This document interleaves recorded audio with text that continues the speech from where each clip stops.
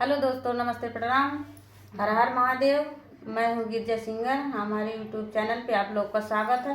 आप लोग के सामने एक फागुन वाली शिव भक्ति भजन लेकर आई हूँ। आप लोग को कैसा लगा कमेंट बॉक्स में जरूर बताना। ढेर सारा प्यार दुलार आशीर्वाद देना।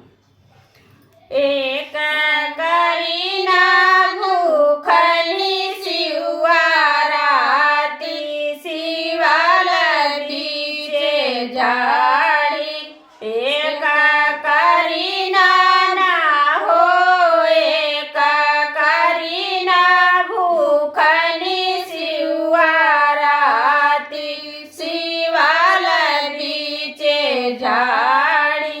निहुरी निहुरी कन्या शिवाजी के पूजनी हो। बाला शिवा बाबा हसन खाई शिवाल बीचे जाई।